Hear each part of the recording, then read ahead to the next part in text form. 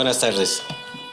Sean bienvenidos al programa número 100 de los criterios del Poder Judicial de la Federación. Doctor Ricardo Salgado Perillar, doctor Rafael Estrada Michel, y queremos dar una especial bienvenida a las estrellas de este evento, que son los anfitriones de los criterios del Poder Judicial, que si ustedes los siguen saben que son la magistrada María Eugenia Gómez Villanueva, el magistrado Juan Carlos Cruz Razo, el magistrado Luis Vega Ramírez, que no nos puede acompañar en este momento, y el magistrado José Rogelio Alanís García, así como don Carlos Baez Silva. También queremos darle la bienvenida a los distinguidos miembros del Poder Judicial que nos acompañan el día de hoy, servidores públicos, académicos, amigos todos. Y queremos dedicar este programa a la memoria de don Sergio Salvador Aguirre Anguiano, a 4 años de su sensible fallecimiento el pasado sábado 22 de junio. Bueno, pues la Fundación Aguirre Azuela Chávez Jáuregui Pro Derechos Humanos, la revista Tiempo de Derechos, el Instituto de Ciencia Jurídica, les damos la bienvenida de nuevo a nuestro programa número 100 de los criterios del Poder Judicial. Agradecemos especialmente a la Escuela Federal de Formación Judicial, a su directora, la doctora Josefina Cortés Campos, que desafortunadamente no nos pudo acompañar por razones de salud, a su directora, doctora Alejandra Camacho Solís, por organizar este evento con nosotros y recibirnos en las instalaciones de la sede alterna de la Suprema Corte de Justicia de la Nación. Agradecemos también a todas las personas que han sido ponentes de nuestros programas y a todos ustedes que son sus asistentes, pues son los que le dan vida y los que lo mantienen en vigencia. Nuestros fundadores, el doctor Rafael Estrada Michel y un servidor, hace algunos ayeres considerábamos la necesidad de acercar el conocimiento de la justicia a los mexicanos. Creemos y estamos convencidos que la difusión es indispensable para que podamos ejercer esos derechos y para proteger a las instituciones que les dan eficacia. Hoy, más que nunca, sabemos de la importancia de esta labor de comunicación. Con ese objetivo nació nuestro programa, que insisto, hoy llegamos a su centenar. Y no hay mejor tema para celebrarlo que con el que hoy nos ocupa. La reforma judicial que se discute en este mismo momento en el Congreso de la Unión nos atañe a todos. No es un tema de los servidores públicos o del Poder Judicial de la Federación. Es el punto sin retorno hacia dónde va el Estado mexicano. Entonces es importante desentrañar lo que realmente aporta el Poder Judicial a nuestra sociedad. Es necesario entender el servicio de protección de derechos fundamentales que diariamente da cada uno de ustedes en las instalaciones de este poder. Solo así podremos estar en condiciones de entender qué se necesita para mejorar la justicia y qué es nada más que un error visceral de diagnóstico. En lo personal, estoy convencido que el Poder Judicial de la Federación está construido en su mayoría por personas responsables, comprometidas, competentes, personas generosas que acuden a las aulas universitarias y a estos eventos de manera desinteresada a compartir sus conocimientos. Prueba de ello es que, contrario a las instituciones que hoy le atacan, el Poder Judicial de la Federación es la que tiene mejor percepción de calidad por todas las personas que diariamente acuden a sus instalaciones en búsqueda de justicia. La mejora, no la destrucción de este poder del Estado, nos atañe a todos los que consideramos a la Constitución Política de los Estados Mexicanos como la ley suprema de la Unión. México es una república. La división de poderes es indispensable y negociable para que el legado de nuestros héroes nacionales siga vivo. Sean ustedes bienvenidos a este programa. Lo dejamos muy orgullosamente con nuestra anfitriona, la magistrada María Eugenia Gómez Villanueva. Gracias.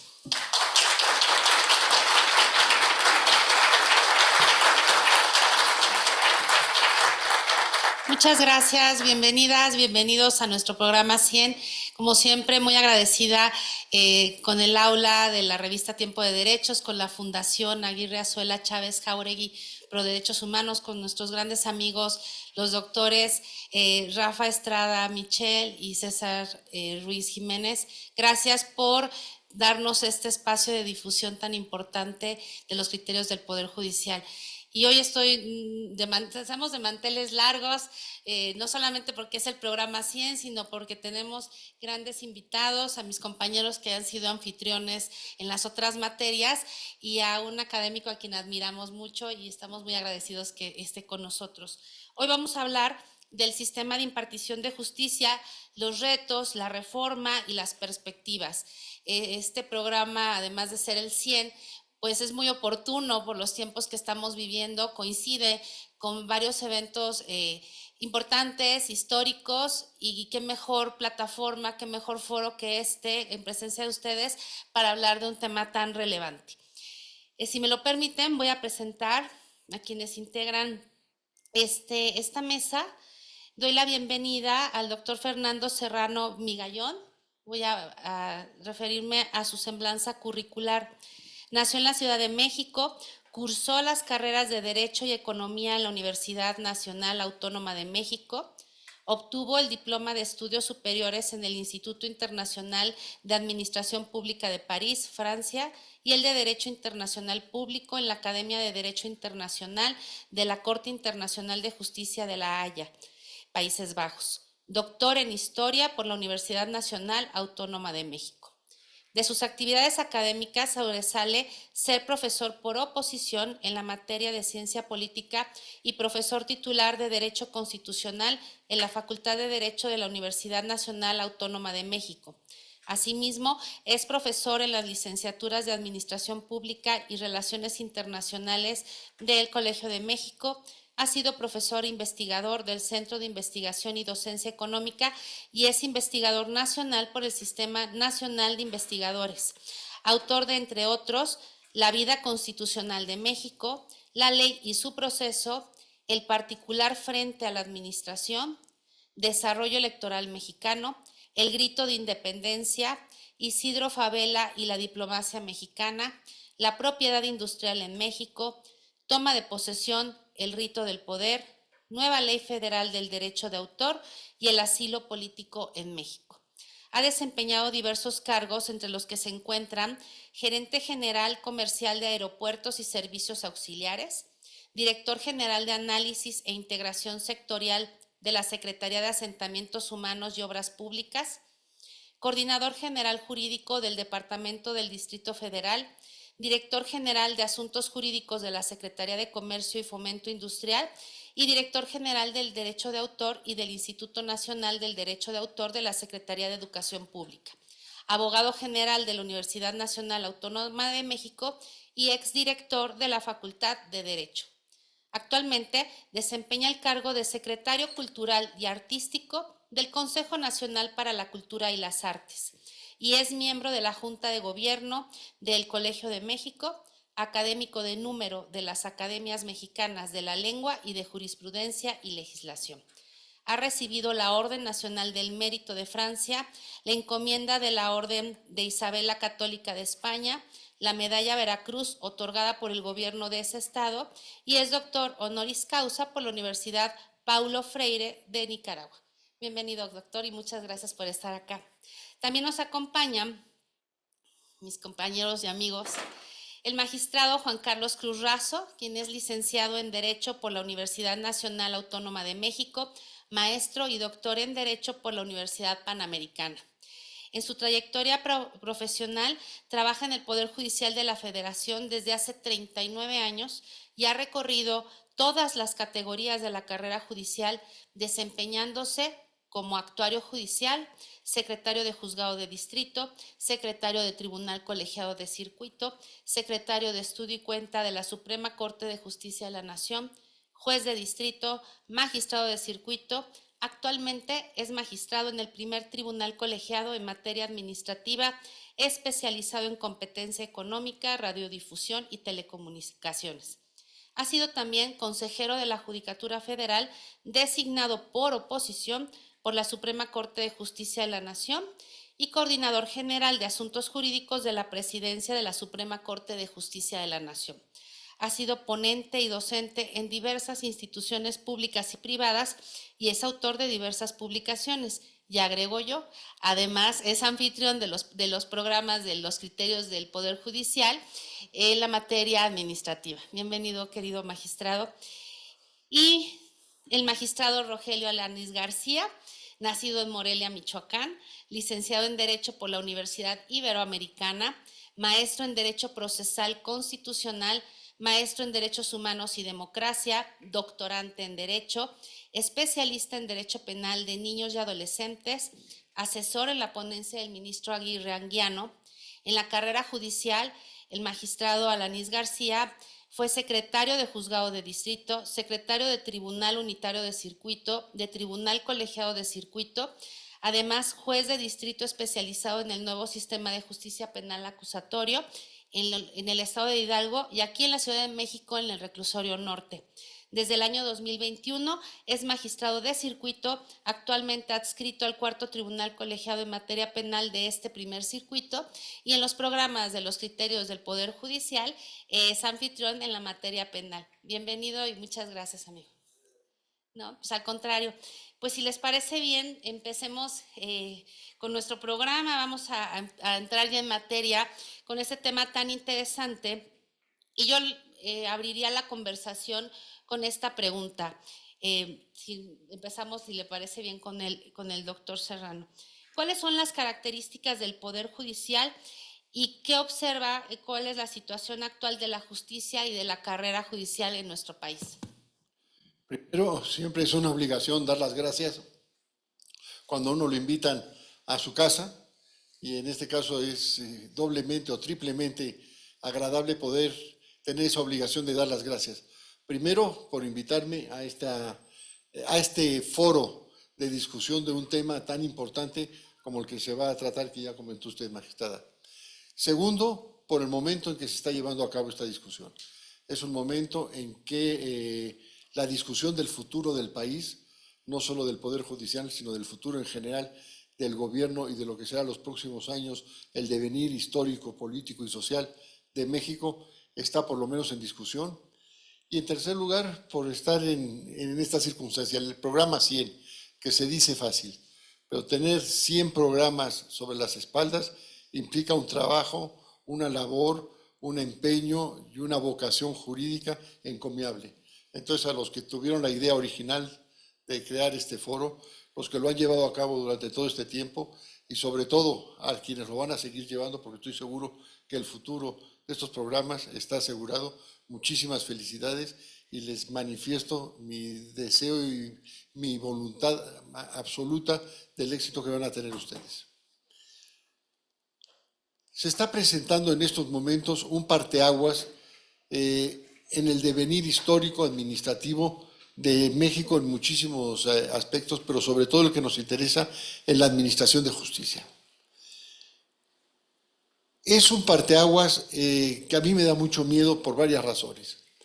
Primero, como está plantado en los términos originales, no solo implica un cambio administrativo, lo cual ya sería importante o sería digno de que nos dedicáramos con mayor cuidado a analizarlo, sino que es un cambio que, de llevarse a cabo, yo lo pongo esto con interrogaciones, implicaría, si no la imposibilidad, la dificultad para dar marcha atrás por muchísimo tiempo y con muchísimas dificultades. En tercer lugar, lo que más me preocupa es que parece que tenemos prisa por llevarlo a cabo.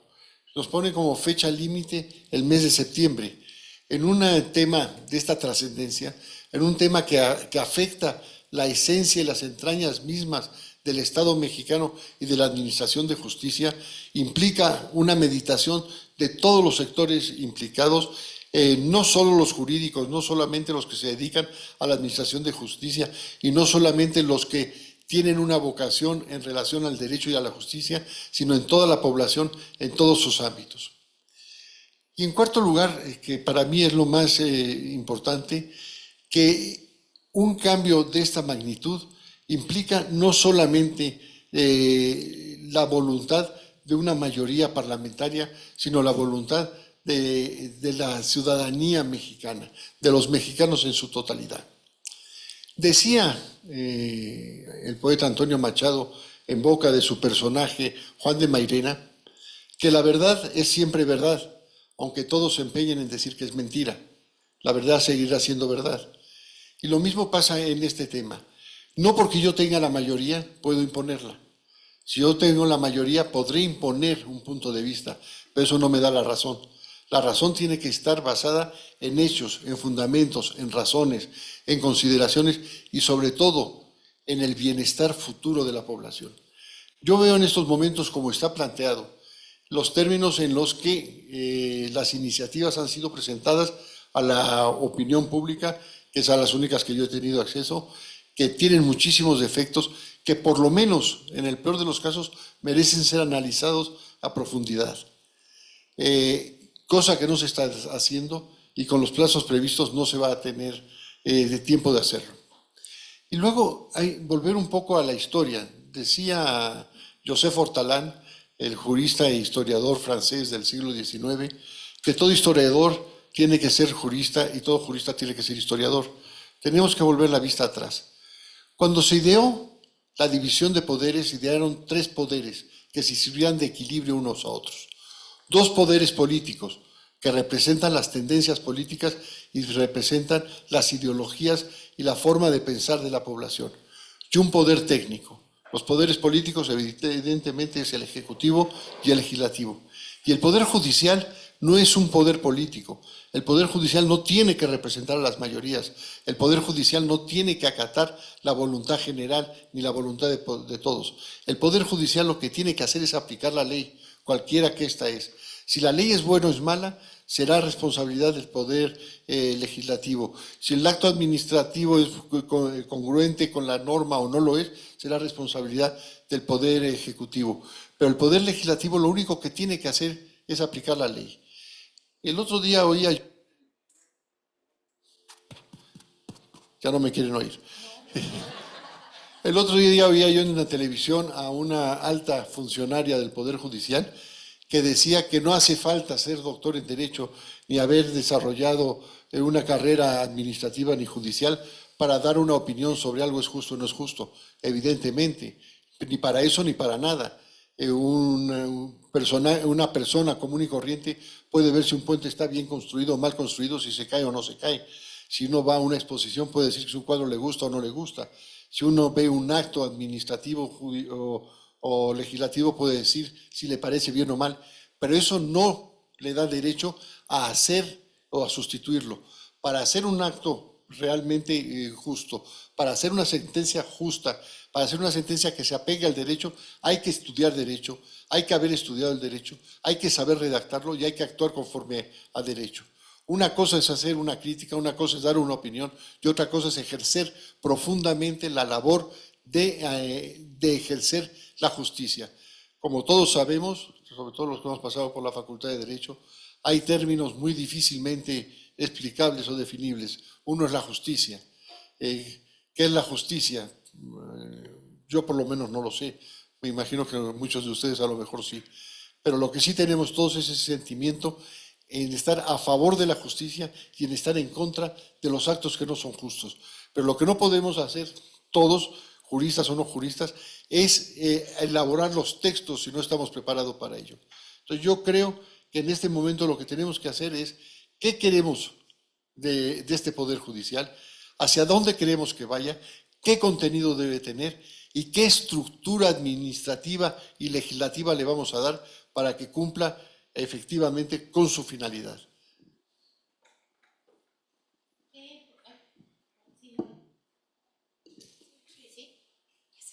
Ocupo gracias.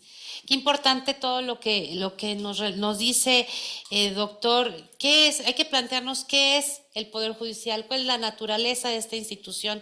¿Es necesaria una reforma? ¿No lo es? ¿Hay campos de oportunidad? Y me gustaría escuchar a mis compañeros magistrados actualmente cuál es la situación de la justicia y de la carrera judicial en nuestro país, el estado actual, para más adelante en esta conversación analizar la reforma y ver también qué otra cosa podríamos hacer. ¿Es suficiente esta reforma? ¿Podríamos hacer algo que no abarque? ¿Quién gusta? Empezamos con usted. Muchas gracias. Muy buenas tardes a todas y a todos. Muchas gracias por la invitación, Maru. También es un gran placer estar con ustedes y festejando estos 100 programas que se han hecho en los criterios del Poder Judicial, en la revista, en el aula, taller de saberes y conocimientos de la revista Tiempo de Derechos. Y pues eso nos compromete más a tratar de seguir adelante con este espacio de reflexión dentro del ámbito académico y de muchos que estamos en el ámbito de la judicatura. Pues es un espacio para nosotros totalmente libre, ¿no? Y son opiniones a título personal y bueno, pues ahí podemos externar todo lo que nosotros pensamos. La pregunta es de un gran contenido, es muy interesante por todo lo que puso ya de relieve nuestro querido doctor don Fernando, porque el estado actual de la carrera judicial y de los poderes judiciales pues es de una crisis muy severa. Es algo en lo que estábamos construyendo desde 1995, cuando se en la entrada del sexenio del doctor Zedillo se modifica el Poder Judicial, se cambia la composición de la Suprema Corte de Justicia de la Nación, se reduce de 21 ministros numerarios a 11, desaparecen los supernumerarios y se hace una gran reforma con motivo del Tratado de Libre Comercio que teníamos con Canadá y con los Estados Unidos. Y entonces, con esa gran reforma surge también otro órgano de administración, vigilancia, disciplina, carrera, que es el Consejo de la Judicatura. Entonces, esta reforma fue un parteaguas porque implica un gran cambio para hacer o transitar hacia un sistema de carrera judicial, que fue un sistema de formación profesional de todos los servidores públicos de esta rama del servicio, de la administración pública.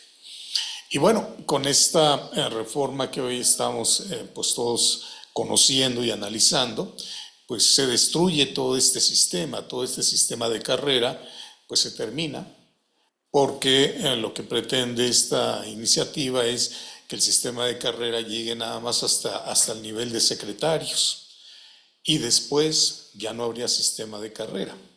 Fíjense que transitamos de ir con los primeros concursos de oposición para designar jueces de distrito. Después se hicieron los concursos de oposición para magistrados de circuito y así fuimos avanzando tratando de construir un sistema de carrera y un sistema de selección que era perfectible y que lo sigue siendo, con muchas dificultades. Hemos tenido los casos muy paradigmáticos, pero siempre ha habido una constante de tratar de mejorar en esto para que se brinde un mejor servicio público. La carrera judicial hoy llega hasta los primeros escalones de este servicio, llega desde los oficiales judiciales, a los actuarios, a los secretarios, jueces, magistrados, etc. Entonces, es todo un sistema de formación en el que nuestro país ha invertido una gran cantidad de recursos, una gran cantidad de tiempo para lograr formar los mejores cuadros en la administración de justicia y que este modelo se replicara hacia los estados de nuestra república, porque la justicia en México debe ser igual para todos los mexicanos. No podemos tener una justicia federal y una justicia local y que en el ámbito local le vaya a cada quien según las capacidades y riqueza de sus estados. La justicia tiene que ser igual y tiene que ser de calidad para todos los mexicanos. Entonces estábamos en una etapa muy fuerte de construcción de este sistema de carrera cuando viene esta iniciativa que pone a cuestionar todas estas bases. Y es un problema muy grande porque ya como lo destacaba don Fernando, esta reforma afecta a uno de los pilares esenciales del Estado mexicano. La división de poderes establecida en la Constitución y el sistema que diseñó la Constitución tiene esta división que nos asigna a los jueces un papel estrictamente técnico. El juez no es demócrata, no somos demócratas. La democracia se hace en el legislativo, se hace en las urnas, a nosotros nos toca aplicar la ley. Y cuando se pretende transformar esta institución y este sistema de carrera, la afectación no es solo para el Poder Judicial Federal, no es solo para los servidores públicos del Poder Judicial de la Federación. Esto es lo más relevante, la afectación va también a los poderes judiciales locales, porque se afecta todo este diseño constitucional y entonces la reforma, a diferencia de la de 1995, que solo afectó a la Suprema Corte de Justicia de la Nación, esta reforma afecta a todos los poderes judiciales.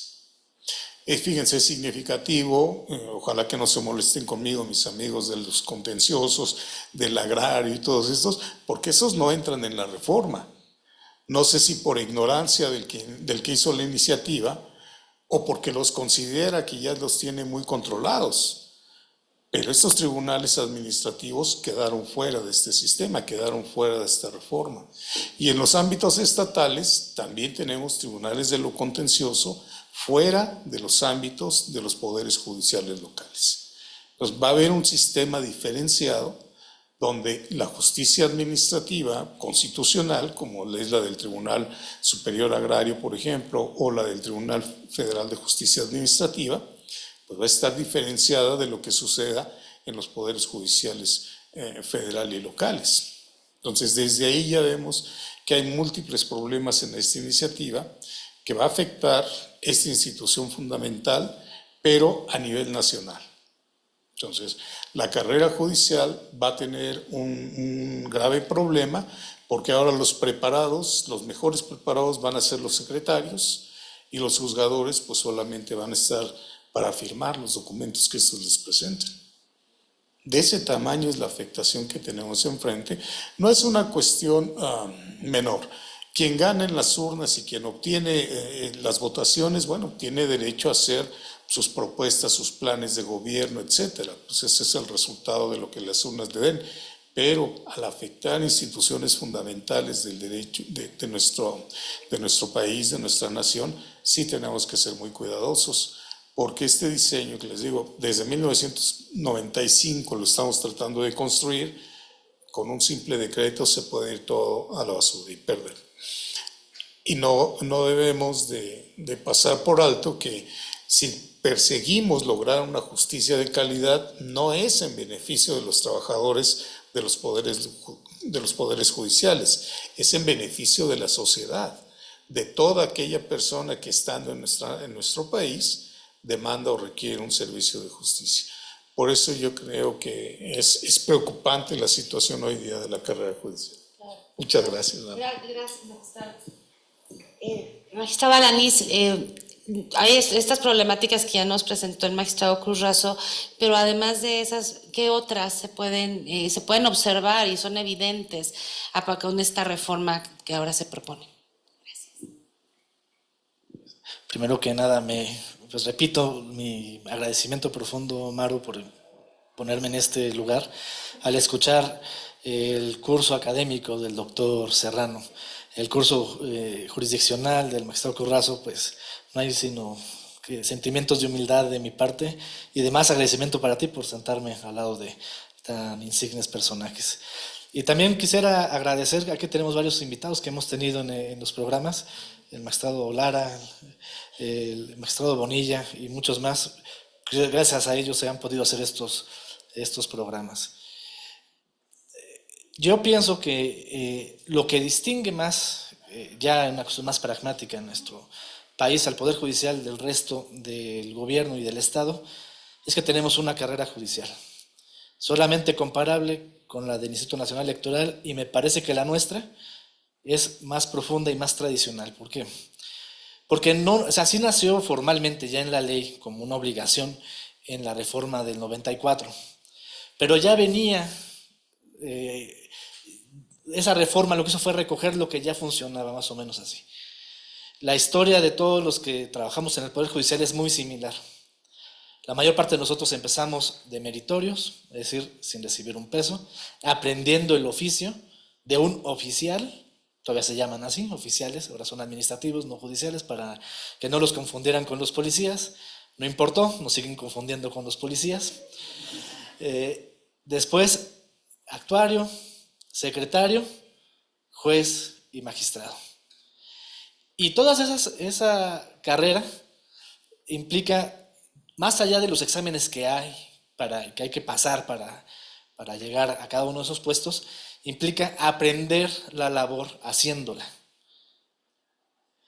Y esta labor es, al parecer, tan simple como saber coser un expediente. Alguien de fuera no sabe coser un expediente, y eso es esencial, porque si no sabes coser un expediente, no hay sobre qué trabajar. Llenar carátulas, llenar el CICE, todo eso se tiene que aprender, y la única forma de aprenderlo es en el taller, nosotros le llamamos tribunal. Y así vamos subiendo, igual los proyectos, así se aprenden. ¿Cómo se aprende a leer una demanda?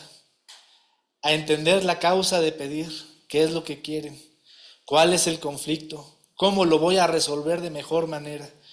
Todo eso requiere oficio. Es esta reforma lo que está planteando es, si fuéramos nosotros albañiles, quitar a todos los maestros albañiles, dejar a los oficiales albañiles y a los aprendices hacer lo que mejor puedan hacer y cambiarle a esos maestros albañiles a todos por gente que fue elegida para ser albañil. Así es lo mismo, o un carpintero, es muy parecido a nuestro trabajo. Naturalmente implica más estudio porque tenemos que aprender muchas más cosas que las que normalmente tiene que aprender un albañil, y no estoy quitándole mérito porque no es fácil ser albañil. Pero acá tenemos que aprender pues algo así como 2.200 años de historia de derecho. El Código Civil, si leemos el Código Civil, ahí hay 2.000 años de historia del derecho y más o menos no lo sabemos todos. Ya no hablar del Código Penal, no hablar de la Ley del Impuesto sobre la Renta, del Código Fiscal, etcétera, etcétera, etcétera. Entonces lo que tenemos, y es un activo que es del Estado, es un activo del Estado que están queriendo tirar a la basura, es tener concentrado en 1.650 jueces y magistrados federales y en muchos jueces y magistrados locales un repositorio de conocimiento jurídico inmenso. Los que más saben de pensamiento jurídico forense, pues son ellos, porque son los que se dedican a eso y los que además estudian todo el tiempo para eso. Si ven los currículums de casi todos los titulares, van a ver que está lleno de cursos, lleno de cursitos. Y empezamos con esos cursitos desde que éramos secretarios. Y ahí tenemos montones de cursitos. Todo el tiempo estamos aprendiendo cuestiones académicas, todo el tiempo estamos aprendiendo cuestiones laborales, todo el tiempo estamos aprendiendo. Es más, cada sesión uno aprende cómo leer mejor una causal de improcedencia que uno pensaba que estaba claramente entendida. Todo eso lo quieren tirar a la basura. Decíamos hace rato que estábamos hablando antes de entrar. Se están disparando al pie y al pie bueno. Porque aunque se ha intentado hacer una carrera administrativa en la administración pública, no se ha logrado. Y además la manera en que funciona la administración pública, o sea, el aparato burocrático que está abajo de las personas que llegan ya por cuestiones políticas, funciona de manera distinta a cómo funciona el Poder Judicial. Naturalmente, hay muchos secretarios muy capaces. Casi todos los jueces y magistrados federales fueron secretarios. Hay 2 o 3 que no, que pasaron de actuario a secretario, a juez. Todos los demás fueron alguna vez secretarios. Sin duda lo hay. Pero la labor que hace un secretario es diferente a la que hace un titular. Eso se da uno cuenta cuando pasa al otro lado. Y uno aprende, cuando pasa al otro lado, aprendes de los que ya están ahí. Aquí van a decir, todos de la noche a la mañana se van.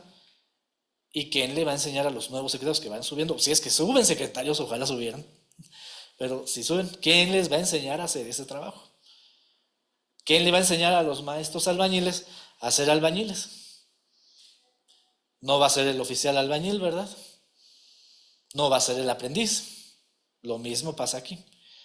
Es un desperdicio del Estado que está tirando a la basura por cuestiones francamente pues ininteligibles. Yo creo que nuestro mayor activo como Estado mexicano es esa carrera judicial que se ha ido replicando poco a poco en las entidades federativas, que genera naturalmente mucho resquemor del poder, porque cuando debes tu trabajo a ir subiendo en un escalafón, pues no le debes más que a la ley y a tu esfuerzo el lugar donde estás.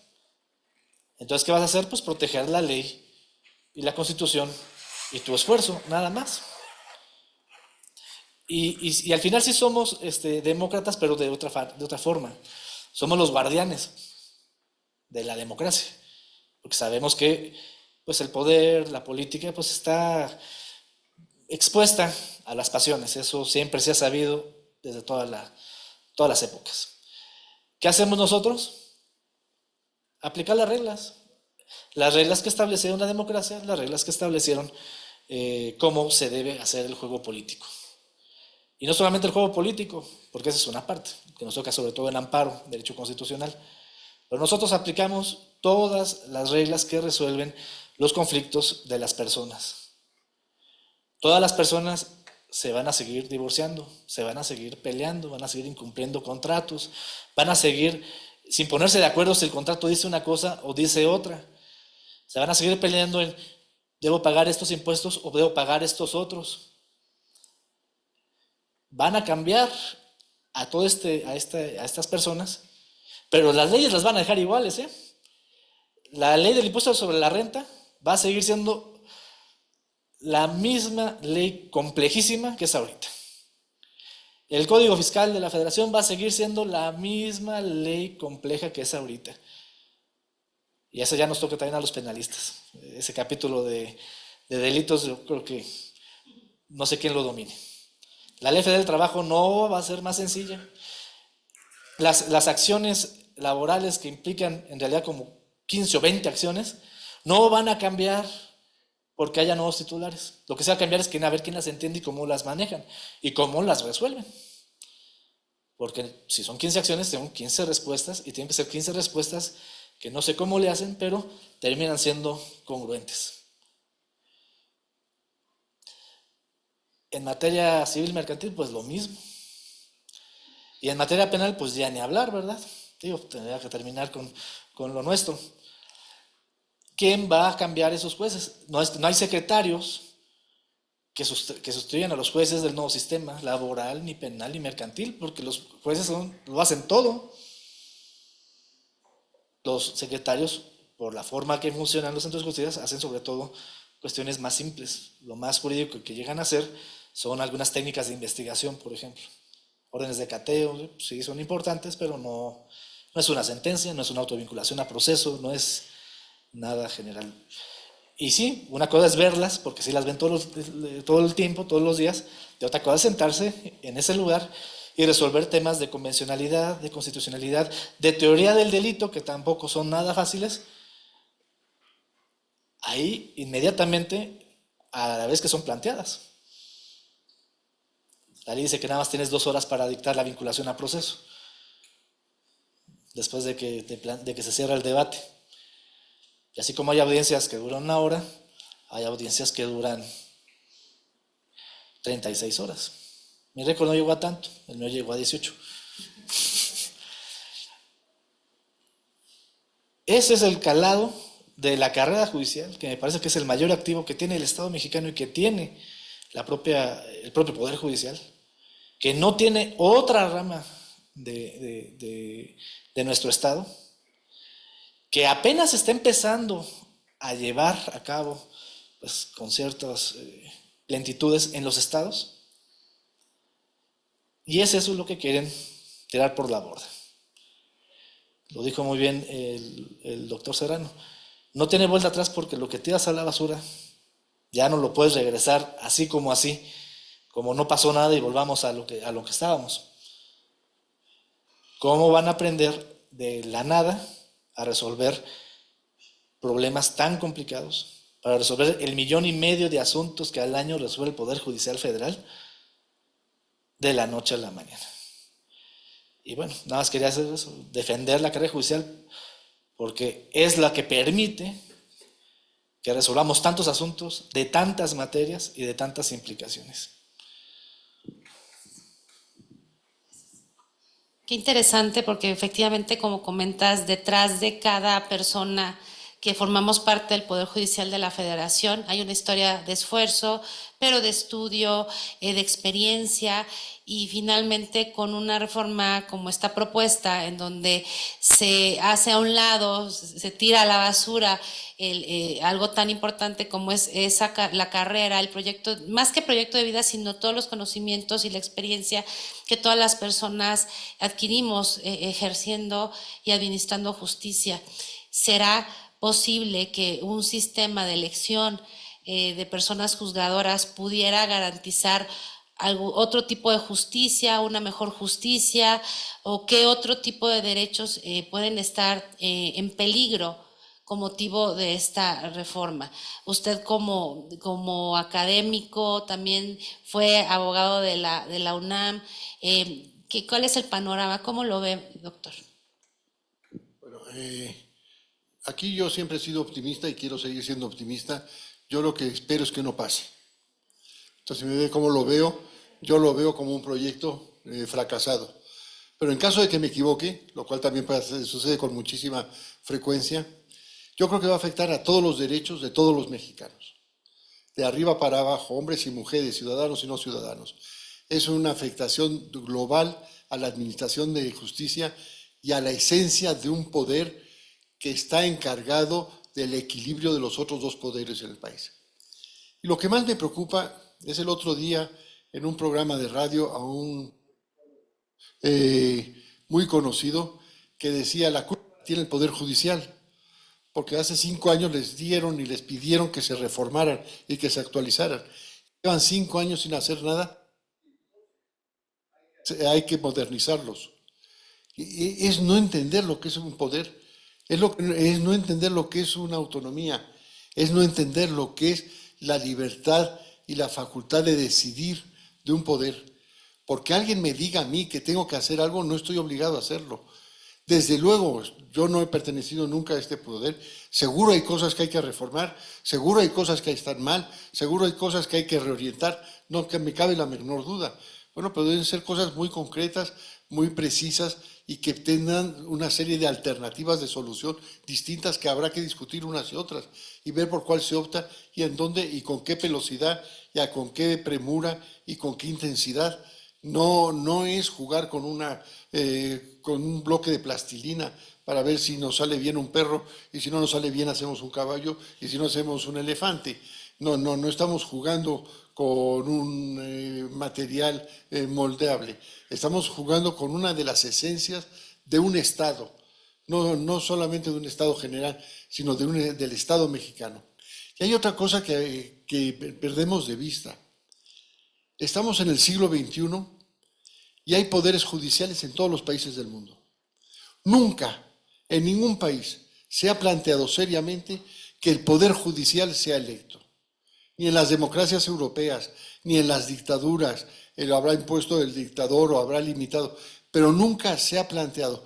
Si no se ha planteado es porque no se considera idóneo.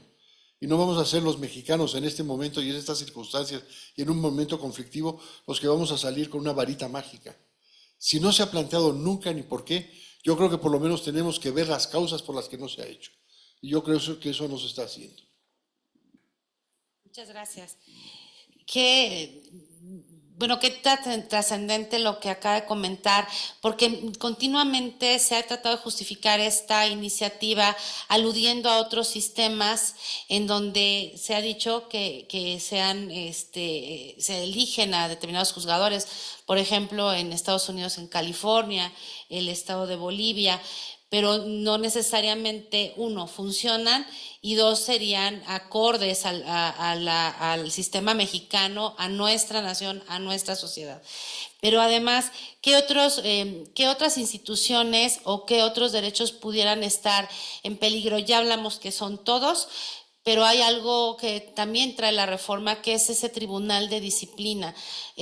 Magistrado, usted fue consejero de la Judicatura Federal, conoce perfecto cuál es el sistema disciplinario de nuestra institución. ¿Qué peligro ve, si es que lo hay, con este nuevo tribunal? Esa es una pregunta muy, muy, muy importante, Maru, porque, y parte de lo que decía don Fernando también, esta reforma no ha puesto el acento en la parte humanística de aquellos que van a ser jueces. Ser juez no es un oficio que se aprende de un día para otro. Podrá haber abogados muy brillantes, muy calificados, con todos los títulos profesionales y méritos académicos que ustedes quieran, pero este es un oficio que no se aprende de la noche a la mañana. A partir de 1995, con esta reforma trascendental que comentábamos, se trabajó también de manera muy fuerte en la formación ética de los juzgadores. Y se hicieron esfuerzos muy grandes que encabezó, por ejemplo, en la Suprema Corte don Mariano Azuela, que nos llevaron a la construcción de un código de ética, algo que nunca habíamos tenido. Y este ejemplo y esta fuerza que le dio este impulso que le dio la Corte Mexicana, pues se llevó a las cumbres judiciales iberoamericanas y empezaron a construirse los códigos de ética en toda Iberoamérica para los poderes judiciales.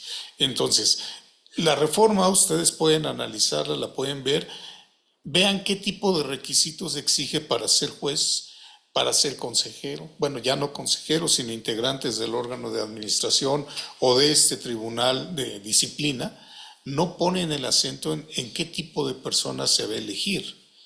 ¿Cómo va a conocer un elector a esta persona y a su formación ética, a su formación humanística? No va a tener manera de conocerla. Pero esa es una parte muy importante que están olvidando. Sí se puede elegir a cualquier persona. Como decía el viejo chiste, podemos salir a la calle y gritar licenciado y voltean 20. Pues sí, muy bien. Pero no todos esos tienen la capacidad de ser juzgadores. Y en esta institución, como es el Tribunal de Disciplina, yo creo que cuando estaban pensando en esta reforma no les quedó de otra, más que decir, oye, pues tenemos que hacer un Tribunal de Disciplina. Pues ya existe. Tenemos que hacer un órgano de administración. Pues ya existe. ¿Qué vas a hacer? Ah, no, hay que separarlos. Y hay que separar al Consejo y a la Corte porque no está bien que estén ahí. Dices, oye, qué error. Tú creaste el Consejo de la Judicatura observando el Consejo de la Magistratura español. Copiaron ese modelo. Pues volteen a ver en España los conflictos que tienen el Consejo de la Magistratura y el Tribunal Supremo. Son unos problemas terribles de confrontación, de denuncias penales. ¿Por qué? Porque es lo natural en este tipo de órganos. Quieren ser los órganos predominantes. Si eso lo hacen en nuestro país, vamos a crear una familia judicial disfuncional, porque los jueces y magistrados estamos vinculados jurisdiccionalmente a la Suprema Corte. Y estamos vinculados en la parte de administración, disciplina, vigilancia, carrera, al Consejo de la Judicatura. Entonces, si separamos estos dos órganos, pues lo que va a hacer el pobre juez es decir, pues ¿a quién le hago caso? ¿A mi papá o a mi mamá? Pero los dos me pueden sancionar. Entonces, esta idea que tuvieron de separar el órgano de administración de disciplina es todavía terrible. Yo tuve la desgracia de integrar la comisión de disciplina y es una labor muy ingrata porque el que juzga al juzgador tiene que tener una autoridad moral para poder hacer observaciones, tiene que tener un conocimiento muy amplio para entender si cometió o no cometió una falta, tiene que tener una templanza muy grande para decir, no puedo mezclar otro tipo de sensación, tengo que ser lo más imparcial del mundo, más que en cualquier otro asunto jurisdiccional del que tenga conocimiento, porque estoy juzgando al juzgador. Entonces, cuando diseñamos un tribunal de disciplina tan ridículo como este que se propone, que va a tener la capacidad, si se aprueba la reforma, de enjuiciar a los ministros, imagínense el tipo de problemas que se van a presentar por cuestiones de poder. ¿Y quién va a elegir a estos que van a integrar al tribunal disciplinario? Ah, pues también a elecciones. ¿Con qué formación? Una sentencia dictada por un tribunal colegiado como órgano terminal, pues establece una verdad legal. Va a venir el tribunal de disciplina a decir, no, no debiste resolver así.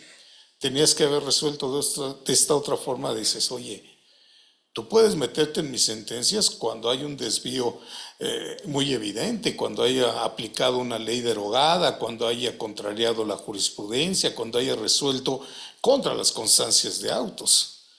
Pero tú no tienes la facultad de analizar mi sentencia.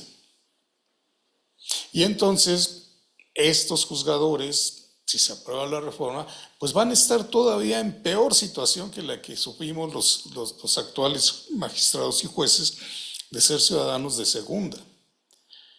Porque si una persona comete el delito más atroz, más espantoso que ustedes se puedan imaginar, y lo capturan y lo llevan, lo procesan, le forman su carpeta de investigación, lo presentan ante un juez, tiene su presunción de inocencia y tiene derecho a un juicio y tiene derecho a los recursos.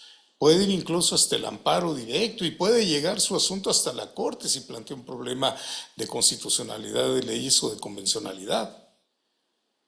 Pues el juez no. El juez no va a tener ninguno de esos derechos, porque lo que establezca ese tribunal de disciplina va a ser definitivo e inatacable. Es como la absurda reforma que hizo el ministro Saldívar, de decir vamos a suprimir estos recursos y que no se puedan combatir las resoluciones ante la Suprema Corte de Justicia de la Nación mediante el recurso de revisión, más que aquellas que impliquen la remoción o la destitución. Dices, oye, a ver, espérame. Un buen juez, alguien que actúa con rectitud como juez, siempre preferirá que su fallo sea revisado por otro, porque somos esencialmente falibles. Si me toca la triste tarea de ser órgano terminal, pues tengo que tener mucho cuidado en lo que voy a resolver. Pero entonces, erigir un tribunal peor que el de la Santa Inquisición, pues digo, pobres jueces y magistrados que sean electos y que resulten en esos cargos. Y con un tribunal que puede desbordar y sobreponerse a los otros órganos, pues se va a convertir en una lucha política. Entonces, ni siquiera en eso la reforma tiene un sentido lógico y va a traer más problemas de los que se pretenden resolver. Es cierto que hay muchas cosas que hay que corregir, que hay muchas cosas que hay que avanzar, que hay que cambiar, hay que lograr la carrera administrativa en el Consejo. Sí, sí es cierto, pero no desdeñemos lo que se ha ido trabajando y avanzando en pro de esto. Por eso creo que es un tema bastante interesante. Y me gusta mucho que usted hace referencia a algo que se habla poco y tristemente se habla poco, como es los principios éticos de la función jurisdiccional. El gran legado del ministro Azuela justo es ese código de ética que nos sirvió también de referente, de brújula en nuestro actuar.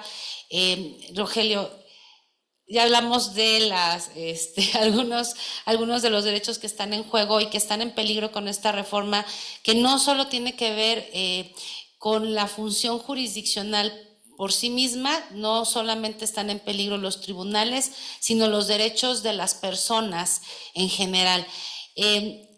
Hablemos de independencia judicial. Esta reforma, cómo incide no solamente en la independencia, sino en otros principios éticos de la función como la imparcialidad, la objetividad. ¿Habrán, si es que llega a concretarse esta reforma, habrán jueces imparciales, independientes, objetivos? Pues por definición, como viene la reforma, lo que quieren es terminar todas las garantías y toda la estructura que permite pensar que los jueces sean imparciales. Si uno llega por elección popular, pues uno debe tener un plan de comunicación con la gente para hacer confluir los intereses que tenga esta gente con él para ser elegido. Cuando uno ya está defendiendo un interés determinado en detrimento de otros, pues ya uno ya no es parcial. Ya no es imparcial, es parcial, está con esos intereses. Entonces, por definición, esa manera en que están planeando la elección de jueces, pues va en contra de la imparcialidad.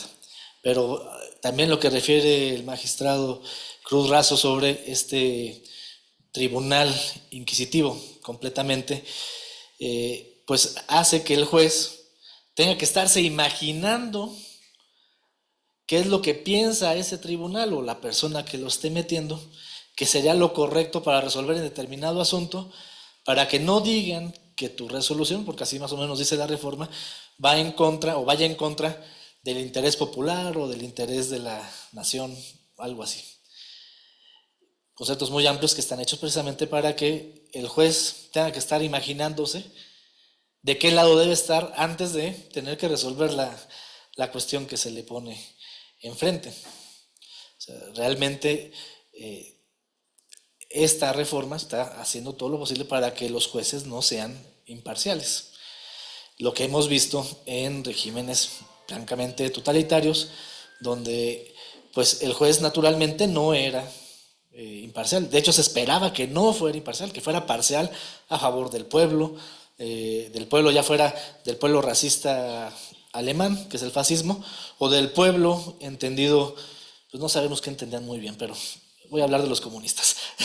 Pues era más claro pensar qué es lo que se está imaginando el fascismo con el pueblo que lo que se está imaginando Stalin con el pueblo.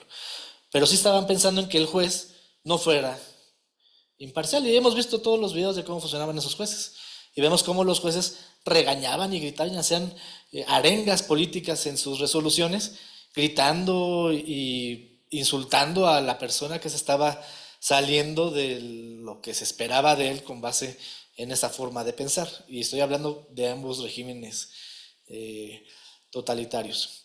Aquí el juez va a tenerse que imaginar cuál va a ser la mejor resolución que él puede tomar para no estar en el ojo del huracán. ¿Alguna vez se va a equivocar? Alguna vez se va a equivocar, porque pues, nadie puede leer la mente de otros, y luego pues uno no sabe desde donde está sentado cuál es realmente el interés que pueda estarse gestando atrás del asunto que te ponen. Entonces se van a equivocar y pues van a terminar en este tribunal, y se va a dar esa lucha política que está refiriendo muy bien el magistrado Cruz Razo. En pocas palabras, se va a politizar completamente el poder judicial, y por definición ya no va a ser ni poder ni judicial.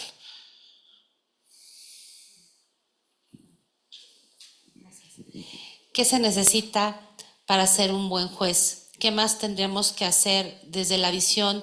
Obviamente una autocrítica que tendríamos que tener dentro del Poder Judicial, pero con una visión desde el foro, desde la academia. ¿Qué más tendríamos que hacer? No necesariamente ya vimos, porque no somos políticos, una elección, pero ¿qué se necesitaría? Bueno, yo creo que hay varios aspectos. Un aspecto personal, que es inteligente. Un aspecto doctrinario, un magnífico abogado, que entienda el derecho como es el derecho. El derecho no es saberse de memoria una cantidad de leyes o de incisos o cuántos artículos tiene un código. Es entender el sentido de la justicia y el contenido del término justicia. En tercer lugar, ser un hombre honesto. Honesto consigo mismo, honesto con su ideología y honesto económicamente hablando. Eso desde el aspecto personal. Después, todos tenemos ideología política, evidentemente, pero ser independiente. Una cosa es ser partidario de una idea política, de un partido político, de un líder político, y otra cosa es ser su peón. O sea, yo puedo pertenecer a un partido político, pero el presidente de ese partido político, si soy juez, no me puede dar una orden de cómo tengo que sentenciar y hacia dónde tengo que ir. Eso está al margen de mi filiación política y mi ideología política. Y por último, esto puede sonar un poco vacío, ser patriota. Ser patriota no es emocionarse con la bandera o con el himno que se nos salten las lágrimas cuando vemos el desfile del 15 de septiembre. Ser patriota es saber lo que es la nación mexicana. El tiempo que hemos tardado los mexicanos en constituir una nación. Una nación no es un término, no es un conglomerado humano que se acuesta un día sin ser nación y al día siguiente se despierta siendo nación. Una nación es un conjunto de personas que viven diariamente durante mucho tiempo, que tienen una historia común, que tienen una serie de costumbres comunes, que tienen una serie de afectos, de principios y sobre todo que tienen un futuro común. Ser patriota es creer que ese futuro nos corresponde a todos y todos lo tenemos que defender y no dejarnos llevar por una filiación o por un gusto temporal de una afición o de una tendencia política, sino creer en la nación como el valor supremo que todos tenemos que llevar a cabo.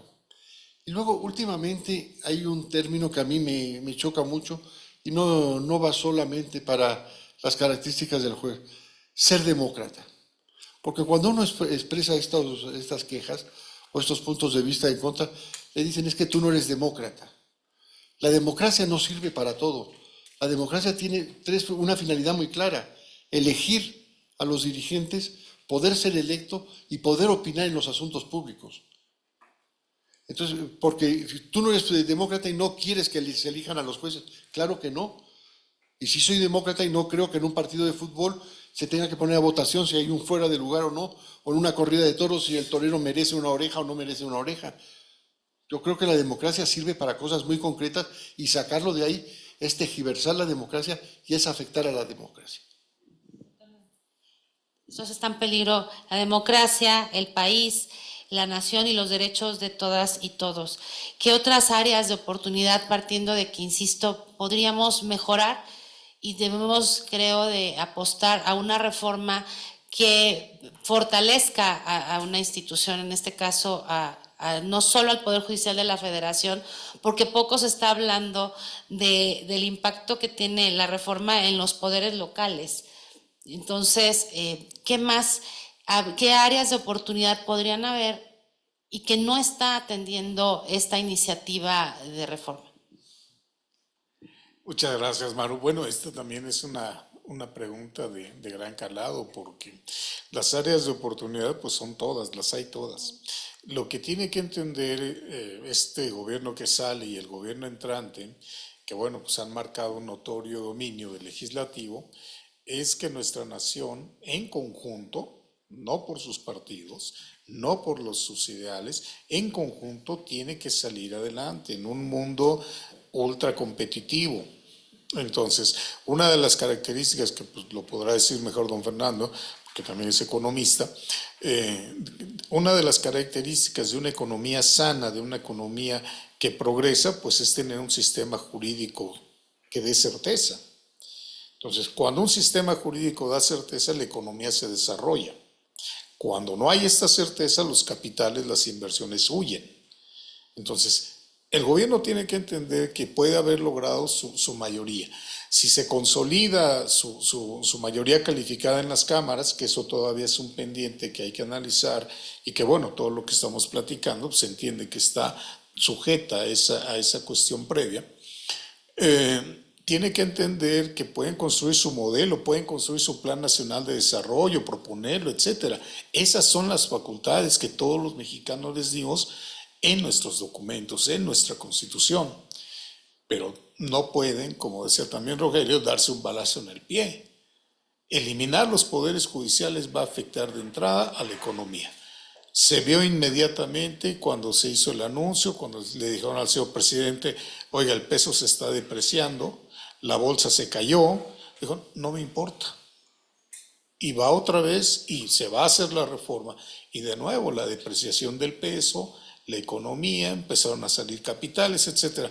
Entonces, no podemos estar tan tranquilos. La afectación no es solo a las personas del Poder Judicial de la Federación o los poderes judiciales locales, es a toda la nación. Tiene esto que entenderse. Fíjense la repercusión que puede tener esta reforma frente a un tratado que acabamos de celebrar como nación con Canadá y Estados Unidos, donde la materia laboral es una parte muy importante. Entonces vean ahí la trascendencia que si se lleva a la nación mexicana a paneles por esta situación, porque ya no tenga estos jueces especializados, no nos va a ir muy bien. Entonces, en la Constitución no solamente se requiere que el juez sea licenciado en Derecho, como lo dicen estas iniciativas, hay que hablar también de su formación, hay que hablar también de qué tipo de persona. Pero también la Constitución contiene en ciertos sectores requerimientos especiales. Vean ustedes, por ejemplo, en el artículo 28 y en el 12º transitorio, por ejemplo, para los jueces que atienden asuntos de competencia económica, radiodifusión, telecomunicaciones, pues se hizo una gran reforma auspiciada por la Organización de Comercio y Desarrollo Económico para que esos asuntos solo se ventilaran en juzgados de distrito y en juicio de amparo indirecto. Y de esos asuntos conocieran jueces especializados en materia penal. Toda la reforma que se hizo para llegar a construir este nuevo sistema también requiere jueces especializados. La justicia para adolescentes, ahora la justicia en materia de trabajo, etcétera. Entonces, esta reforma tiene un gran contenido de pugna con preceptos constitucionales. Ya no se diga en la parte de prestaciones, de inamovilidad, de reductibilidad salarial, etcétera. En todos esos principios de la carrera judicial y garantías de la carrera judicial, ya no hablemos de eso. Veamos los otros aspectos donde esta iniciativa riñe con los principios constitucionales. Entonces, sí tenemos que ver que lo que nos conviene a todos como país, pues es analizar con mesura y prudencia esta iniciativa, y si logran tener esta mayoría, bueno, que lo analicen con todo detenimiento, porque las repercusiones son muy grandes. Muchas gracias. O sea, hay grandes repercusiones que se avecinan y que no necesariamente se irán a poner a discusión. Doctor. Yo agregaría muy graves y que difícil o imposiblemente se puede dar marcha atrás. No, pues no quiero decir con esto que van a ser permanentes, porque no creo que sean permanentes, pero sí son una serie de reformas propuestas que reencauzar el sistema va a costar muchísimo trabajo. Creo que otro punto muy importante que han tocado ahorita es la confianza. Hay libros completos de sociología sobre la confianza. Sin confianza no hay economía posible, porque nadie va a gastar su dinero si no tiene confianza en qué va a pasar con ese dinero. La garantía más importante que hay para eso somos nosotros. Y yo creo que el mayor problema, y es el problema esencial de la reforma, es qué problema quiere resolver. Y el problema que quiere resolver es, el problema para el que está proponiendo la reforma es que un poder judicial funcionó como poder judicial. El poder judicial funciona de manera muy similar a la conciencia de cada una de las personas. Es lo que te frena de hacer lo que quieras en cada momento. Yo creo que casi todos los que estamos aquí nos gusta el fútbol. Y ahorita hay Copa América y hay Eurocopa. Yo mismo lo digo, hasta las 7 hay partido. Yo quiero ver el partido. Yo me quiero echar unas papas y una cerveza viendo el partido. Eso quiero. O sea, hay una parte importante de mi voluntad que tiene ganas de eso. Hay otra parte que me dice, no, mañana hay que listar. Y tengo que revisar los asuntos para alistar. Y si veo el partido y me como mis papas y me como mi cerveza, no voy a alistar los asuntos. Entonces, si mi parte pues más primitiva, que quiere a fuerzas ver el fútbol, se impone, pues va a mandar momentáneamente a un lado a mi razón, ¿no? Pero si me enojara demasiado porque mi razón siempre me dice que no vaya a hacer lo que me ven en gana, y entonces me enojo tanto conmigo que digo, no, jamás le vuelvo a hacer caso a la razón, jamás vuelvo a hacerle caso a lo que me frena y a mi conciencia. Se acabó, voy a hacer lo que se me va ocurriendo en cada momento. Pues me parece que es lo que está pasando aquí. El Estado, una parte del Estado está cansada de que se le ocurre algo, alguien va y lo somete al Poder Judicial, el Poder Judicial dice, no, es que no se puede porque la Constitución, que es nuestra fuente de conciencia moral del país, es donde están todos los principios que nos parecen más importantes, dicen que no, que así no debe ser, que si vas a hacer algo lo tienes que hacer pensado, que si vas a hacer algo lo tienes que hacer sin afectar derechos de las personas o afectarlas de la menor manera posible para que haya más provecho con lo que haces que afectación. Eso es lo que hacemos, juicio de ponderación todo el tiempo, lo hacemos en nuestras cabezas, lo hacemos en las sentencias. Que una parte del Estado diga, no, ya me cansó que siempre me digan que no a todo lo que se me ocurre, que porque tengo que hacerle caso a la Constitución. No, ¿saben qué? Se acabó, no vuelve a haber conciencia. Eso es lo que estamos. ¿Qué le pasa al Estado con eso? Es un golpe a sí mismo. ¿Qué le pasaría a todos nosotros si nada más nos hacemos caso a lo que nos genera placer inmediato? Si todos nada más nos fuéramos a ver el partido de fútbol cada que hay un partido de fútbol y no hacemos los demás deberes que tenemos, ¿qué va a pasar? Para empezar nos vamos a poner más barrigones. Eso para empezar. Y después, pues todo se va a caer, la familia se va a caer, ¿verdad? Si no cumplimos nuestros deberes, si no hacemos caso a los valores que están ahí. Y esos valores que están ahí de la familia, que son los mismos que están en la Constitución sobre la familia, es el artículo 4. Y es lo que hacemos de, no, hoy no voy a hacer eso, mejor voy a trabajar. El 123, el artículo 5. O sea, lo hacemos todo el tiempo nosotros, todas las personas. Y eso es lo que está pasando ahorita. El Estado está diciendo, voy a quitarme la conciencia de encima porque me dice que no. Entonces mejor dejo nada más la conciencia ya como un texto constitucional guardado allá, que nadie lo haga valer, porque siempre resulta que me termina limitando. Y bueno.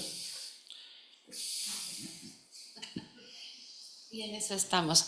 A mí me gustaría dejar para la reflexión que se ha hablado de en esta reforma, o cada vez que hay alguna reforma es porque queremos abatir algo, ¿no? Algún defecto. Se ha hablado de corrupción. Yo insisto, no podemos generalizar sin desconocer que haya alguien en alguna institución o en algún lugar corrupto. No puede generalizarse a todos los integrantes de ese grupo. Pero también se habla frente a una reforma de hay que legitimar, porque estos jueces a lo mejor no funcionan y tendrán que venir otros que sí lo hagan. Un tipo de legitimación. A nosotros nos enseñaron, o algo por lo que, como hemos actuado en la carrera judicial, y lo tenemos muy presente, es que pues nos legitimamos con las controversias que resolvemos, con las sentencias que dictamos, en la medida en que estudiamos los asuntos, acatamos jurisprudencia, dirimimos la controversia de manera justa, en fin, es una forma de legitimarse, pero no es la única. Y yo creo que estoy convencida que la mejor forma también de que un órgano jurisdiccional, un poder judicial se legitime, y lo hemos hablado en foros de ética, es esa posibilidad de atraer el conflicto, entendiendo, como empezamos este programa, qué es el poder judicial, cuál es su esencia, y la esencia es resolver conflictos, ser un árbitro imparcial. Entonces, en la medida en que generamos esa confianza en las personas para que quieran llevar ante los jueces sus problemas, es la mejor manera y la primordial, me parece, para legitimar a las juzgadoras y juzgadores, al Poder Judicial en sí, y a la reflexión. Generará se legitimarán de la misma manera personas juzgadoras electas por voto mayoritario.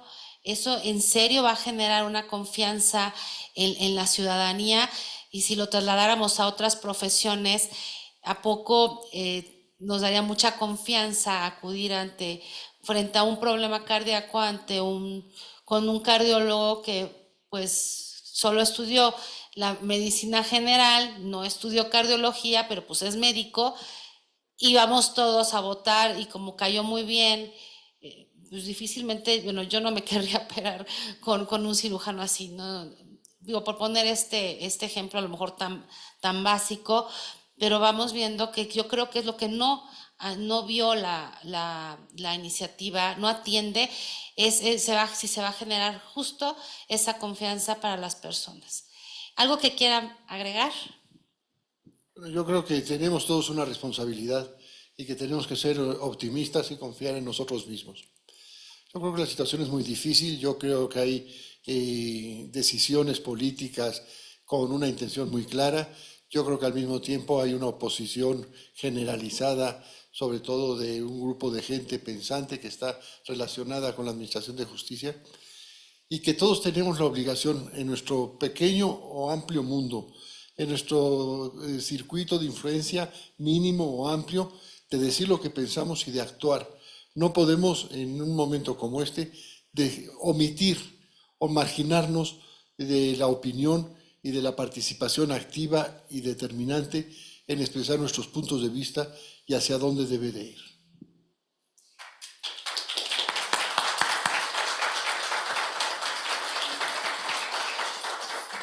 Pues muy simple lo que está escrito aquí en la entrada. Siempre debe haber un tribunal que escuche y que ampare a la gente. No lo dijo por nada Morelos. el mismo problema que estaba resolviendo Morelos con esas palabras sigue vigente el día de hoy y va a seguir vigente siempre, mientras haya un Estado que pretende ser una república libre de ciudadanos que cada uno sea dueños de sí mismos. La otra opción es volver a las corporaciones del antiguo régimen, estoy hablando del siglo XVIII, y no es muy lejano lo que están pidiendo. Y bueno, que la Corte Interamericana nos ampare.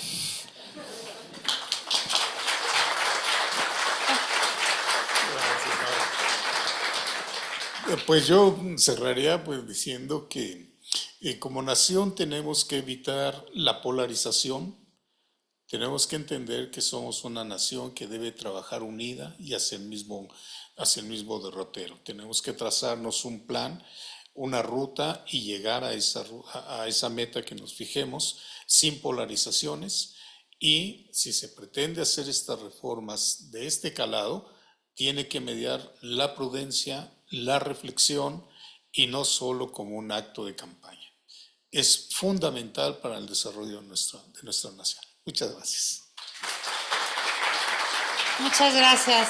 Y finalmente, bueno, a mí me gustaría también concluir con algo, entender los que actualmente conformamos esta institución, los que vengan, el alto compromiso social que tenemos frente. Cada una de nuestras resoluciones no solamente impactan en la vida de las partes involucradas, sino pueden tener esa capacidad de incluso transformar a la sociedad. Esa es la importancia de nuestra institución, esa es la importancia del trabajo de lo que desempeñamos todas y cada una de las personas que conformamos el Poder Judicial. No solamente los titulares, sino todas y todos. Entonces, debería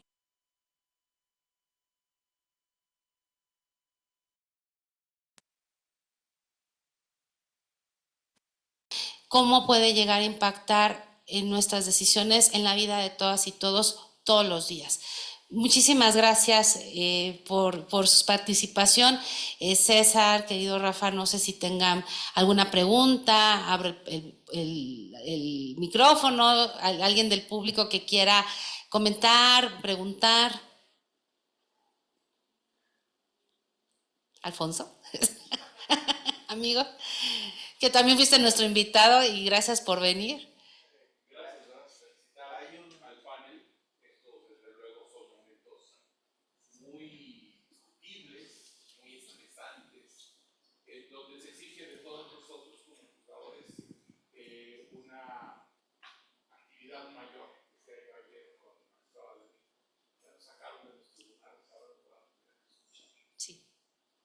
También nosotros tenemos que escuchar y recibir el mensaje que también se nos está dando inmerso en estos debates. Yo lo único que pediría y solicitaría, y no sé si ustedes están de acuerdo, es un debate racional, objetivo, en donde verdaderamente podamos encontrar puntos de unión, como decía el maestro Urbazo, un interés común que es el Estado mexicano, puntos de unión, y que podamos solventar nuestras diferencias que evidentemente van a existir todo el tiempo. Es, sin duda, me parece, un movimiento trascendental de la historia del país, que va a marcar el rumbo no solamente de esta generación, sino de generaciones futuras. Y yo quisiera poder entregarle a mis hijas un resultado favorable después de lo que hemos estado haciendo. Creo que platicarlo así en foros como lo estamos haciendo nos lleva a poder encontrar un objetivo común en abono al Poder Judicial de la Federación, que es la institución que a todos nosotros nos sabe beneficiar y de la que somos parte. Un gusto estar aquí con ustedes y felicidades por el aniversario. Muchas gracias, Alfonso. ¿Alguien más que quiera? ¿Sí? Pasamos. Sí. Mi nombre es Cristina Vizcaíno Díaz, yo soy la segunda vicepresidenta de la Barra Mexicana de Abogados y la verdad es que hemos organizado, muchísimas gracias Rafa, hemos organizado varios foros tanto en la academia como a nivel personal y yo la verdad que quiero hacerles una reflexión. Veo aquí tres actores principales que no se han comunicado y que a mí me parece que tienen que estar en un entendimiento estos tres actores principales que son los juzgadores, los justiciables y los abogados. Lo que yo veo es que cada uno de ellos trae un discurso distinto. A mí me parece que este tema, esta brecha que existe entre unos y otros tiene que cerrarse. Porque en la medida que los justiciables y que los abogados entiendan el contexto de la reforma al Poder Judicial, pero que también ellos puedan tener un diálogo con los juzgadores, es sumamente importante para poder tener estas características que ustedes han comentado aquí: unidad, entendimiento de la reforma, porque si no entendemos no podemos defender algo que no entendemos. Veo que hay una brecha muy grande en este entendimiento. Me parece que en estos diálogos que se están generando desde este foro tenemos que generar que esas brechas se acorten, porque si no, creo que no vamos a conseguir el objetivo, al menos tener una implementación adecuada de esta reforma.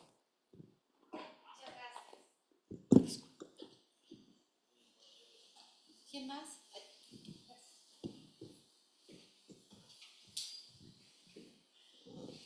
Buenas tardes a todos. Mi nombre es Vilma Pantoja y yo vi la invitación a través del Facebook.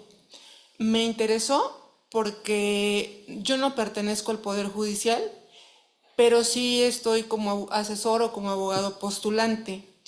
Y para mí es importante porque cuando uno defiende a alguien o asesora a alguien, también tiene que darle cierta certidumbre a esa persona a la que uno está asesorando o a la que uno está defendiendo.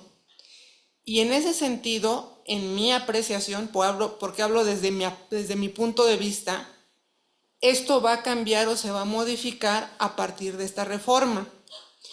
Yo he observado en un grupo de chat que tengo con unos abogados de materia laboral y penal, que es lo que yo litigo, donde me mandaron el mensaje de las encuestas de tres compañías, por así decirlo, encuestadoras, y las preguntas que se formularon, al público en general respecto a qué opinaba sobre la reforma al Poder Judicial de la Federación. Yo ahorita buscaba en mi chat las preguntas porque a mí me llamaron la atención 4 preguntas, porque yo en mi apreciación las veo ya como con una tendencia, la tendencia de que el que opina, cualquiera que sea el público, no solamente abogado, conteste sí, a favor. Y de hecho las encuestas hablan de 82%, son 13 compañías encuestadoras, una se llama ECNOL, ECNOL, la otra se llama Encuestas Nacionales, y la otra no recuerdo el nombre, pero son 3 las que vienen ahí. Las 3 tienen la misma tendencia. La tendencia es que el público al que le realizan las encuestas conteste a favor de esa reforma porque hay corrupción en el Poder Judicial de la Federación. Otra pregunta es en relación a qué opinan sobre el desempeño de los ministros de la Suprema Corte, y entonces viene otra pregunta que dicen que si hay corrupción al interior del máximo tribunal, y entonces la respuesta es sí, 82%, 96%. Eso es una parte que a mí me parece tendenciosa porque ya tiene una línea política, o sea, tú contestas sí, y entonces obviamente pues, la idea es hay que reformar al poder. Desde el punto de vista ya como litigante, como asesor, lo veo de qué certidumbre le voy a dar yo a alguien que voy a defender cuando un juzgador me resuelva un asunto y ese juzgador no conozca de la materia de la que supuestamente está juzgando, porque fue electo a partir de una elección popular. Obviamente yo puedo tener una afiliación política, como lo comentaron hace un momento, pero mi filiación política yo la debo de dejar a un lado al momento que estoy defendiendo a alguien, porque yo voy a defender a alguien o voy a asesorar a una víctima, pero no por mi filiación política, no porque yo pertenezca a un colectivo, porque no lo soy.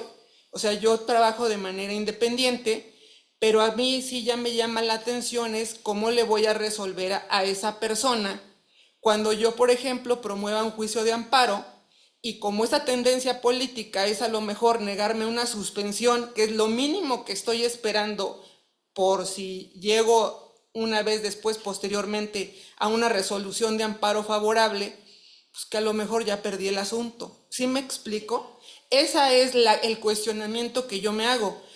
El de ustedes es muy respetable porque lo ven como miembros del Poder Judicial de la Federación. Ustedes han sido, como lo dijeron, de casa, es su taller. El mío no es mi taller, no es mi forma de vida. Yo tengo otra. Mi taller está fuera del Poder Judicial. La forma de vida mía depende de lo que yo litigo, de los asuntos que yo manejo y de los resultados que le puedo dar yo a una víctima, a un imputado cuando llevo penal o cuando llevo asuntos laborales, a un trabajador o a un patrón. Pero si esos asuntos ya van a estar permeados, y digo permeados porque si voy a elegir y me baso en esa reforma al Poder Judicial por un juez que va a tener una vinculación política, porque eso es innegable, si yo voy a ser electo de manera popular, yo voy a tener una vinculación hacia un partido o hacia una línea política, como se llame. Llámese partido político, llámese asociación, como le quieran denominar, pero hay una tendencia. Y si esa tendencia va a afectar el resultado de mi asunto que yo voy a litigar, a mí sí me afecta porque yo de eso vivo. O sea, yo me dedico a eso. Y también aún los que no sean asesores o abogados postulantes, digamos, que trabajen de manera libre, un defensor público o tan solo un asesor público, también le va a afectar porque obviamente la decisión ya tiene una vinculación política. Por eso es que yo vine. Sin embargo, lo que yo observo, y se los digo con todo respeto, es para la afectación que va a sufrir el Poder Judicial, veo poca asistencia y poca asistencia de los miembros del Poder, porque a veces no sé cuántos vengamos, a la lista que yo me anoté, hay varios externos que venimos no por la cuestión del Poder Judicial de la Federación, sino por la afectación que puede sufrir ese Poder Judicial de la Federación, sí, por sus jueces, pero también la afectación que van a sufrir los asuntos que nosotros llevemos como abogados postulantes. No represento a una asociación, no soy miembro de colectivo, no soy presidente de una asociación de abogados, soy alguien que trabaja de manera independiente. Pero desde ese punto de vista, yo sí veo que es algo arriesgado, o lo veo yo, aprobar una reforma de esa envergadura. Sin embargo, observo las noticias en la mañana, veo la mañanera, y la mañanera dice que esta reforma es necesaria por el alto índice de corrupción al interior del Poder Judicial de la Federación, obviamente basado en las encuestas como la que yo mencioné. Yo veo 3 compañías encuestadoras que se dedican a eso y los porcentajes son muy altos en cuanto a que el Poder Judicial es corrupto, que el Poder Judicial no resuelve con prontitud sus asuntos. ¿Sí me explico? Entonces ahí es donde yo digo, bueno, hasta ahora no había habido tanta la queja. A veces nosotros sí nos quejamos, es que no me resuelve, pero revisamos los asuntos, tenemos la forma de revisar el CICE cuando es cuestión, pero ya el cambiar básicamente el esquema de lo que es esa situación de un poder judicial independiente, sí ya es algo que yo observo como con temor, y con temor ya como una persona que es como un postulante. O sea, ¿qué le voy a resolver a alguien cuando muy probablemente el que me va a juzgar me va a resolver no conforme a derecho, no conforme a lo que dice la ley, no conforme a lo que diga la jurisprudencia, sino conforme a una línea política que va a venir de quien lo eligió popularmente? Ya no me va a responder a mí, va a responder al interés de quien lo puso en ese lugar como juzgador o como magistrado. Entonces, eso es lo que a mí me parece que es importante retomar. No sé de los miembros del Poder Judicial, no sé de los que trabajan al interior. Cuando llegué vi unas mantas pegadas, sí, pero creo que esto va más allá de solamente las mantas y del Poder Judicial. Va hacia la ciudadanía a la que nosotros como postulantes podemos defender, porque si no les vamos a poder dar resultados, porque van a decidir de una manera que está vinculada a una línea política. Si ya no voy a poder obtener una suspensión del acto reclamado porque a lo mejor mi juzgador ya tiene línea y línea política de ¿vas a negar? Entonces, ¿qué es lo que voy a ya poder resolver? Se va a cortar, ¿sí? Gracias. Justo, no solo de las personas que integramos el Poder Judicial de la Federación, sino el impacto de esta reforma va a ser más allá. Y bueno, ahorita no sé qué consideren mis compañeros, pero sí hay que reconocer que creo que la comunicación hacia el exterior nos ha fallado, ¿no? ¿Por qué? Porque nuestra formación ha sido institucional, es dedicarnos a trabajar, estar en la academia, quienes tienen oportunidad de hacerlo, a lo mejor dar clases, alguna conferencia, pero no hemos salido, sino hasta ahora, a lo mejor explicarle a las personas, a socializar esa función que nosotros desempeñamos. Entonces, qué bueno que hay que hacerlo. Nunca es tarde para hacerlo y yo agradezco que bueno, si están funcionando los esfuerzos que hacemos en cada quien desde su trinchera, desde las asociaciones. Aquí están dos personas de la directiva de la JUFED, a quienes también les agradecemos que estén con nosotros, y cada quien desde su trinchera estamos haciendo lo posible pues para también tener ese acercamiento.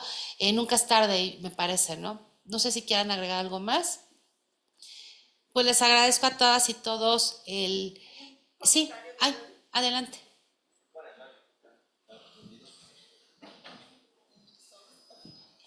Ahí está.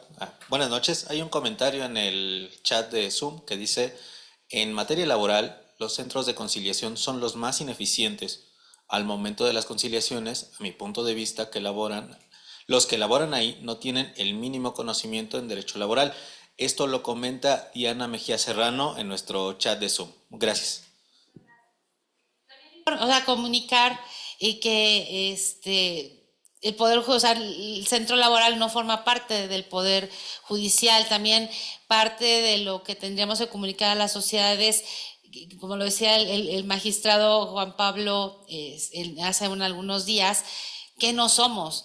No somos la policía, no somos los centros de conciliación, no somos las agencias del Ministerio Público, las fiscalías, en fin, ¿no?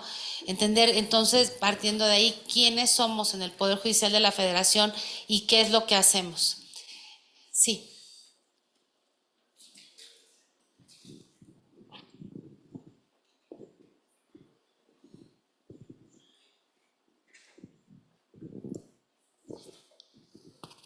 Muchas gracias. Primero felicitar al panel. Es un temazo, pero aquí acaban de tocar algo esencial y que me parece que es básico para el Poder Judicial: la percepción social de la justicia. Porque veo en los foros de noticias, que escucho en la mañana mientras voy al trabajo, que la percepción social es errada en cuanto a lo que hace el Poder Judicial. Veo en estos foros que la percepción social se decanta porque la justicia o el Poder Judicial es el Ministerio Público, o el Poder Judicial, como lo decía el magistrado, es la policía, ¿no? El Poder Judicial no somos eso. Justamente es llegar a ese punto a la sociedad a explicar qué es el Poder Judicial, qué sí somos, como dice la magistrada, qué no somos, qué sí hacemos y qué no hacemos. Porque la percepción social se decanta primero por la justicia que recibe de primera mano, y toda la sociedad de primera mano, el primer lugar al que llega es un ministerio público, ¿no? De tal manera que si la percepción social de la justicia es el ministerio público, pues no, ese no es el Poder Judicial. De ahí parten muchas cosas. Pareciera que esta reforma pues obedece a un capricho de una sola persona, y lo voy a decir así, y sin embargo deja muchas problemáticas fuera, ¿no? Y que están ligadas unas con otras, porque las problemáticas más importantes que tiene el país, por ejemplo, en estos momentos, es la seguridad. Estamos nosotros copados de inseguridad, ¿no? Del narcotráfico apoderándose de lugares, de estados, de pueblos, ¿no? Mandando gente al exilio de sus comunidades. Y entonces, esos son los problemas a los que hay que voltear antes de querer reformar un poder judicial. Y tiene que ver mucho todo esto porque pareciera que de alguna manera no se puede abarcar esa parte de esa problemática del país y poder determinar con esa problemática de inseguridad. Y entonces se liga a estas reformas porque cuando se elijan a jueces, entonces sí existe un peligro real que ante una inseguridad que permea en un país, que es el nuestro, en este bello México, entonces sí, la problemática viene en que qué jueces se van a elegir. Va más allá de todo eso y ya se habla precisamente de narcojueces, ¿no? Entonces, ahora, como todo se está imponiendo a partir de esta problemática de inseguridad, ¿no? Donde el narcotráfico está aparentemente mandando en todo el territorio, ¿no? Pues entonces ahora esos van a ser los jueces, ¿no? Y justamente como decían los compañeros, pues entonces ahora los jueces van a obedecer a ese tipo de intereses. Y tenemos una reforma realmente peligrosa que avasalla con todo lo que hasta este momento es el Poder Judicial. Muchas gracias. Terminamos este programa 100. Muchas gracias a todas y todos por su asistencia. Antes de concluir, no sé si quieran venir los directores ejecutivos a entregar estos reconocimientos a nuestros invitados. Ahora sí los damos físicamente.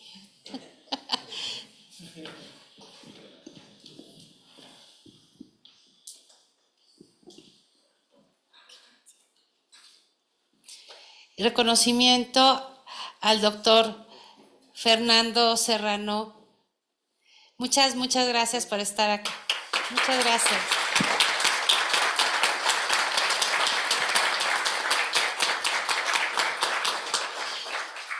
El reconocimiento al magistrado Juan Carlos Cruz Razo.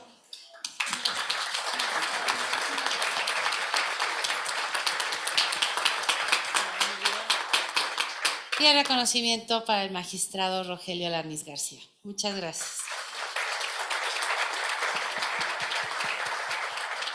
Y pues el agradecimiento y reconocimiento a todos ustedes que hoy nos hicieron el favor de acompañarnos en este programa 100 y que además sabemos que nos acompañan cada jueves en estos programas de los criterios del Poder Judicial. Síganlo haciendo y pues por muchos años más. Gracias al doctor Rafael Estrada Michel, al doctor César Ruiz Jiménez por darnos esta oportunidad en este espacio. Y gracias a ustedes. Buenas noches.